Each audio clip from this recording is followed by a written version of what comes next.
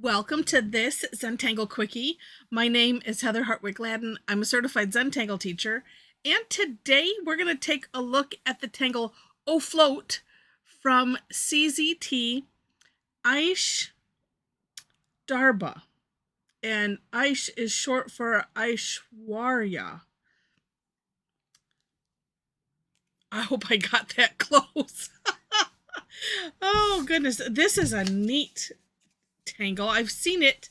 It's been around for a couple years, or at least on tangle patterns, and all of a sudden it struck me to do it. So we're doing it. All right. It's a nice border or ribbon tangle, whichever way you want to think about it. Although, well, actually, she does have a. Well, wait. Let me scroll down. Oh no, she does. Okay, so you could use this as a fill-in as well, and just do row after row, and it's kind of like stacked borders type of thing. You could do that with pretty much any border. All right, so oh yeah, let's not do this just straight across because that's not fun.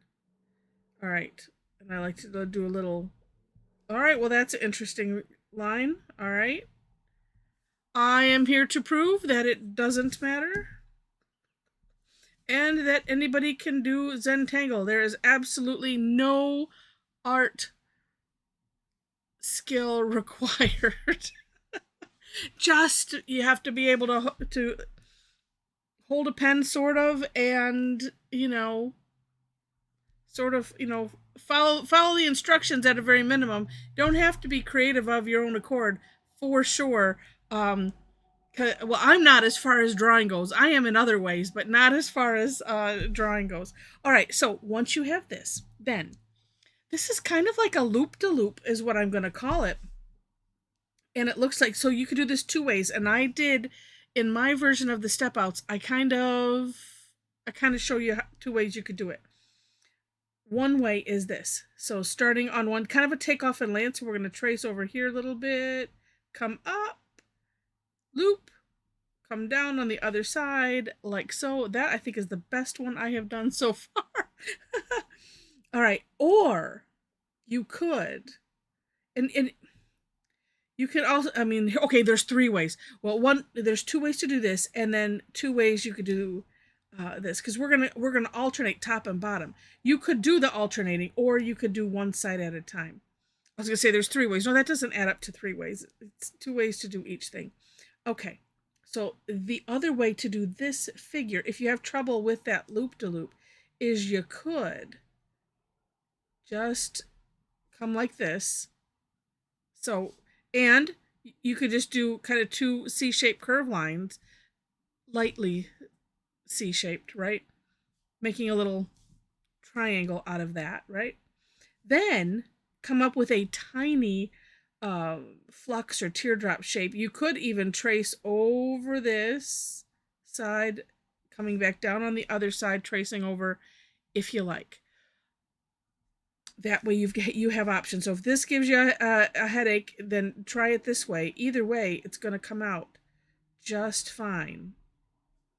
Actually, I got a bigger feet because you can control this better. I can, well, at least in my mind, I can control this shape better this way than this way. I don't know.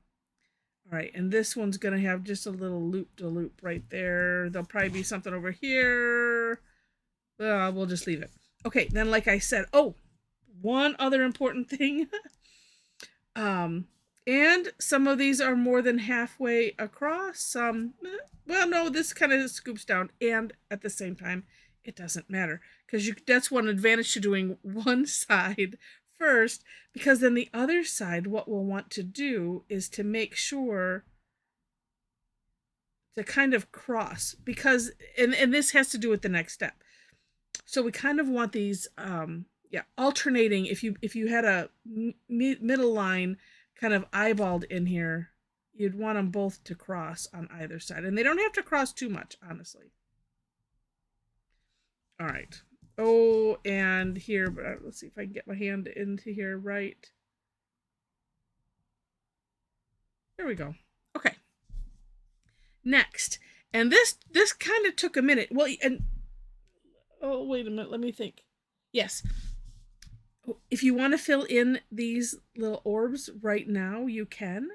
It doesn't matter. I'm going to. There's a lot of play that you could do. So you don't have to fill in those loops if you don't want to. But I am finding this one is it's very helpful to have some contrast on this. All right.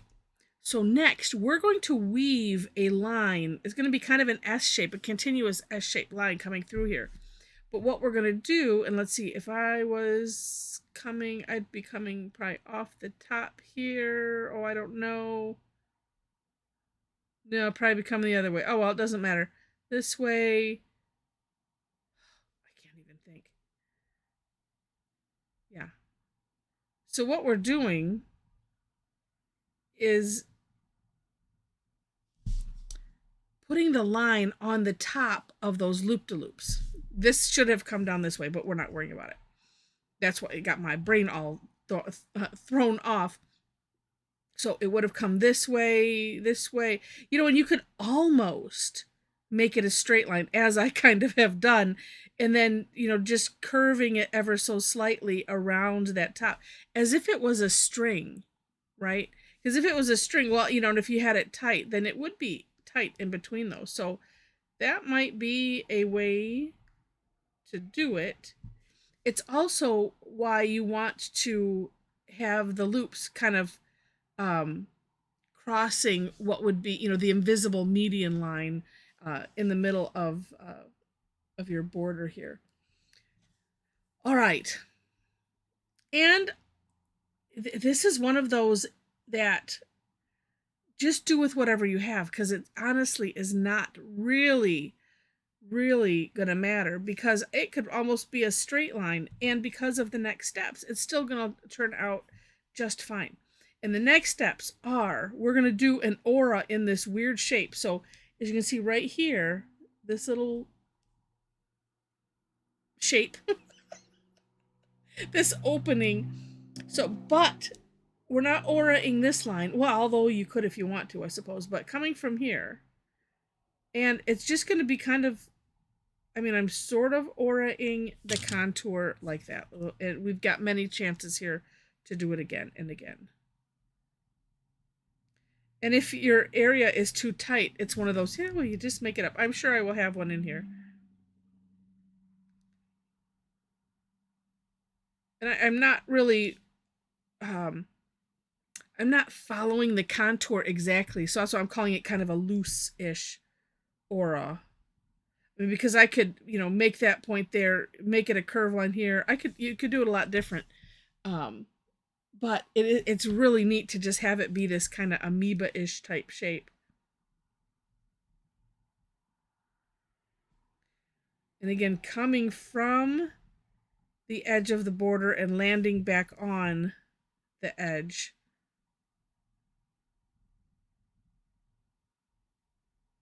Like that. Then that one, I'm making it up. Okay.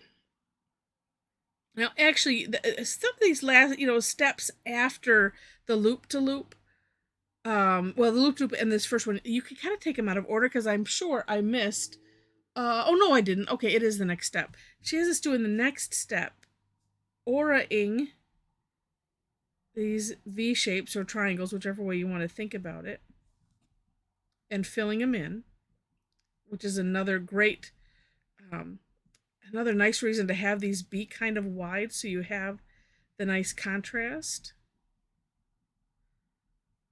But that is my opinion.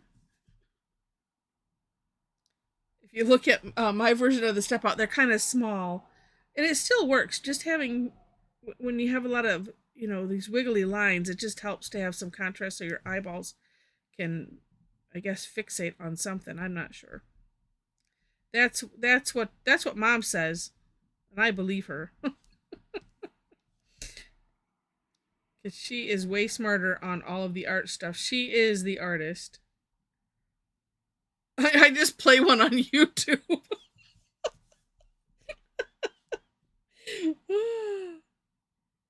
All right. And you can see already, it just makes a difference having that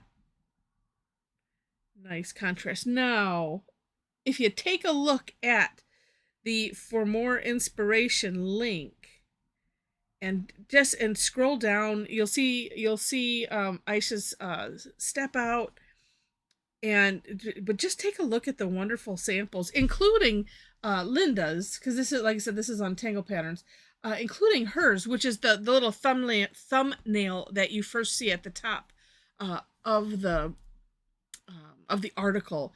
And hers, she filled in. Wait, let's see, because we're gonna aura these insides again. So it looks like, no, she filled in the second aura, which makes for a really, really neat look, and it really adds the contrast. I don't think I'm gonna do that. I'm gonna leave this as it is. So we're gonna aura these inside sections again, and she says keep auraing. So if you have, I'm just gonna do one, and then we'll come back and we'll assess, and then maybe redo.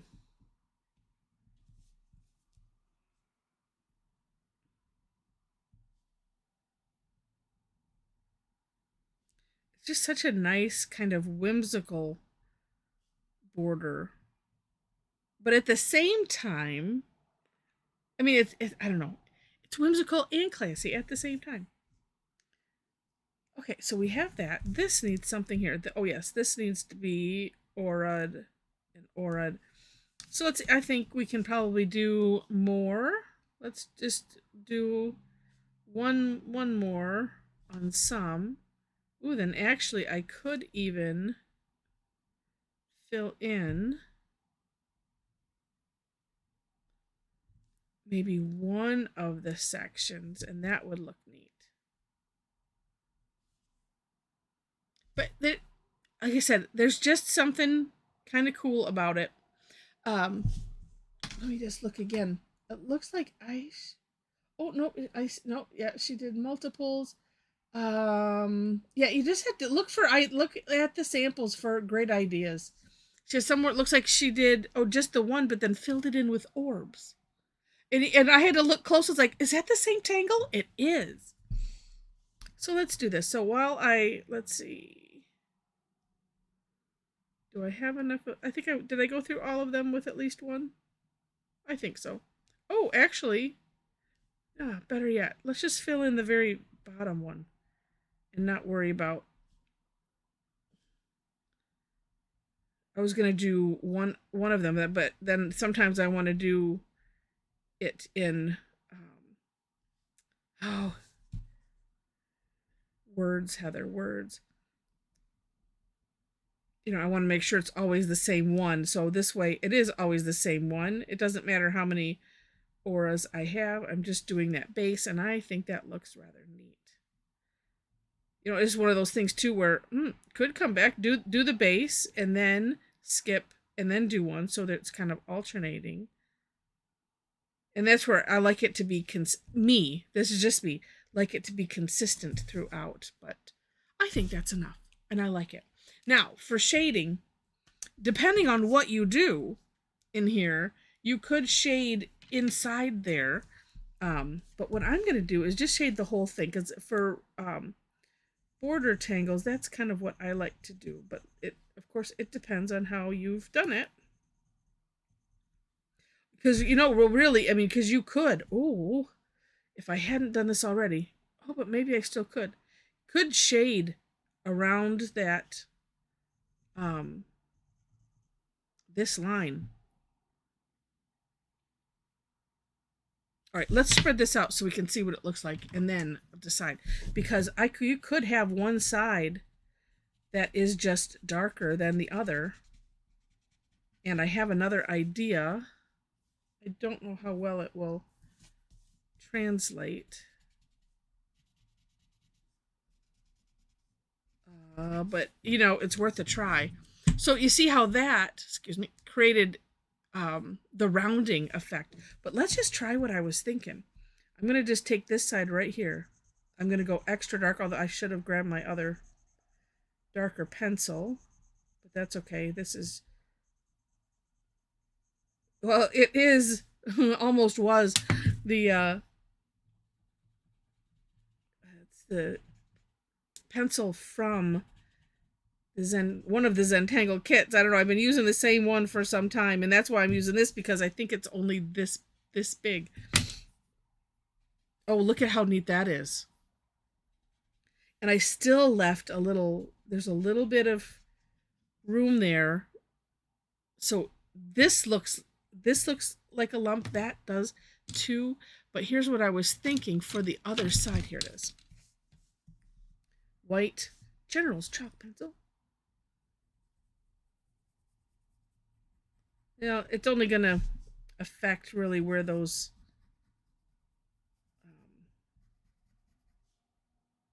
well, no, it brightens it up a little bit, because this is kind of off. You know, you can see the difference. This is like an off-white color. If I had done something more solid, but or gosh, if you were using a toned paper, although now I've kind of gone into that first aura, just a little bit. It does. It makes a division. Oh, but wait. This. Let's try this, because you could do this as well.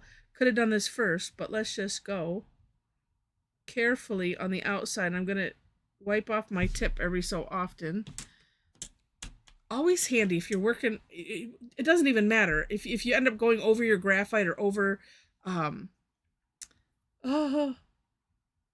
pencils or whatever, have a piece of paper towel handy. And I just have it clipped like that. And then I just keep folding it to a new thing, but I just spin the nib end every so often, just so that way it doesn't get all junked up. And I don't know if this is doing anything. Looking in the camera here. Actually, neither one are going to show up very well on the white. But sometimes it just needs a little something, and that can help. Makes a nice, like a crisp line. So there we go. That's lots of fun. A little extra fun. But you know what? Why not? That makes it extra whimsical, if you ask me. That is neat. Yeah, love it.